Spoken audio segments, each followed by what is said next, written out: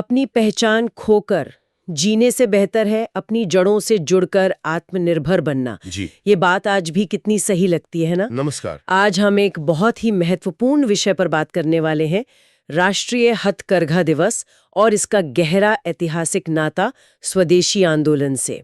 हम समझेंगे कि 1905 की वो चिंगारी, वो आंदोलन आज भारत की आत्मनिर्भरता की राह में क्यों और कैसे मायने रखता है। ये चर्चा उन सभी के लिए खास तौर पर अहम है जो भारत के इतिहास, अर्थव्यवस्था और मौजूदा सरकारी नीतियों को गहराई से समझना चाहते हैं। जी खासकर अगर यूपीएससी जैसी परीक्षाओं की तैयारी कर रहे हों। और हाँ, हमारी बातचीत का आधार पीआईबी में दी गई जानकारी है। तो चलिए शुरू करते हैं। सबसे पहले स्वदेशी आंदोलन, आखिर ये शुरू क्यों हुआ था? जी देखिए, इसकी जो सबसे बड़ी वजह थी वो थी 1905 में बंगाल का विभाजन। हाँ, लॉर्ड कर्जन वाला, जिसे फूट डालो और राज करो की नीति की तरह देखा गया। बिल्कुल। और कर्जन की कुछ और नीतियां भी थीं, जैसे वो कलकत्ता कॉर्पोरेशन एक्ट या भारतीय विश्वविद्यालय अधिनियम 1904 वाला। इनसे भी पढ़े लिखे मध्यम वर्ग में काफी गुस्सा था। अच्छा।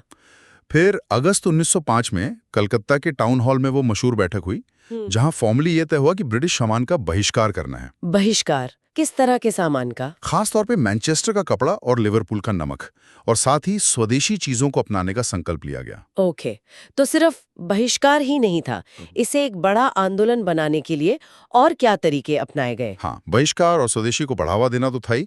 इससे जो अपने स्थानीय कारीगर थे, उद्योग थे, उनको सीधा फायदा मिला। लेकिन इसके साथ ही राष्ट्रीय शिक्षा पर बहुत जोर दिया गया।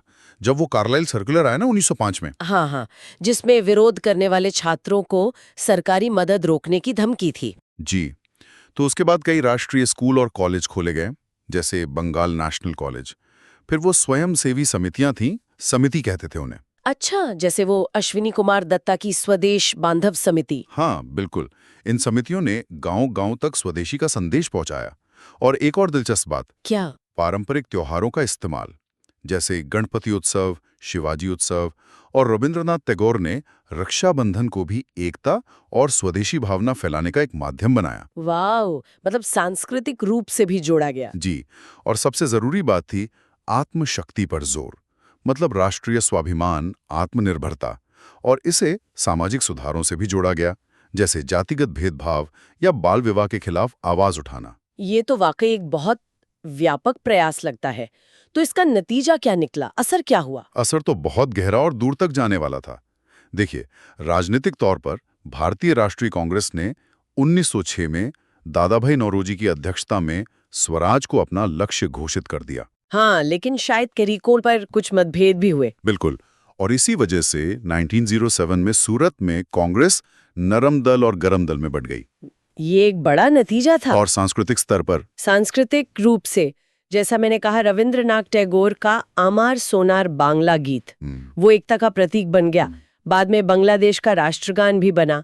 कला में भी अबिंद्रनाथ टैगोर जैसे कलाकारों ने भारतीय शैली को आगे बढ़ाया। अच्छा। और आर्थिक रूप से बॉयकॉट का कुछ असर हुआ? हाँ, काफी असर हुआ।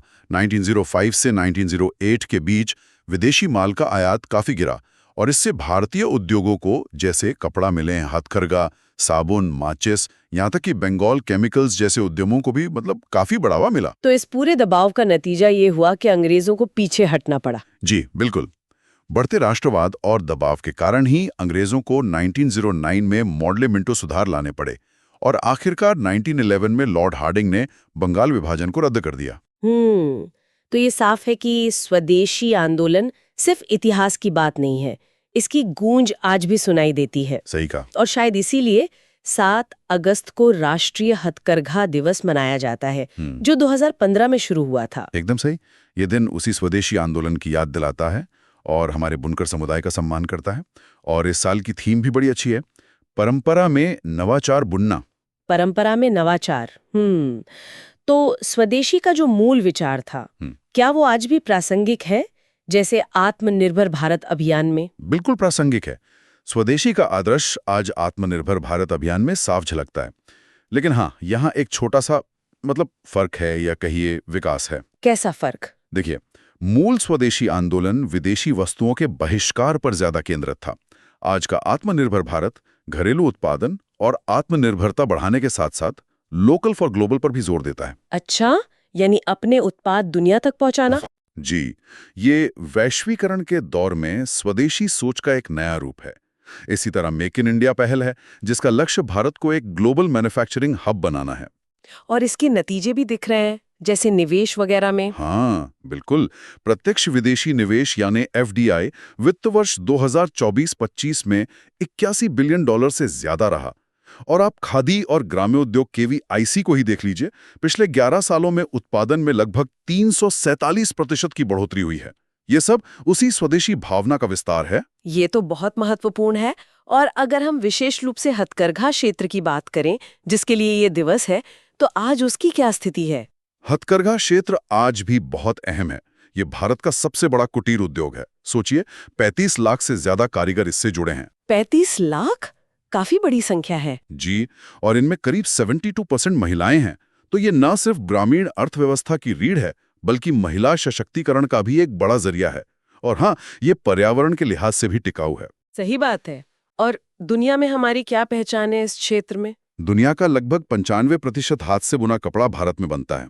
और वित्त वर्ष 23 में हमने करीब $11 बिलियन का निर्यात किया था। वाह, सरकार भी कुछ मदद कर रही होगी ने? हाँ, सरकार की कई पहलें हैं, जैसे राष्ट्रीय हथकरघा विकास कार्यक्रम NHDP, कच्चा वाला कुर्ती योजना RMSS, बुनकरों के लिए मुद्रा योजना, वर्कशेड बनाने में मदद। और वो जीआई टैग वगैरह? हाँ, GI टैग भी करीब 104 हथकरघा उत्पादों को मिल चुका है।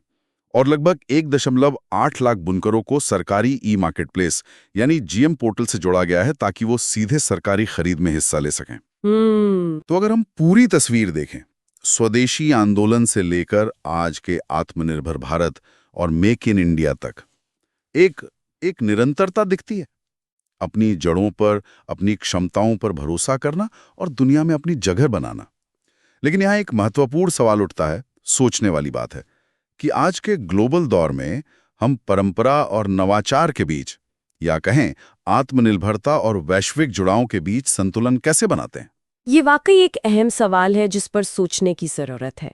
खैर, आज की हमारी ये गहन चर्चा, जो PIB की जानकारी पर आधारित थी और उम्मीद है UPSC उम्मीदवारों के लिए भी उपयोगी रही होगी, यहीं समाप्त होती है।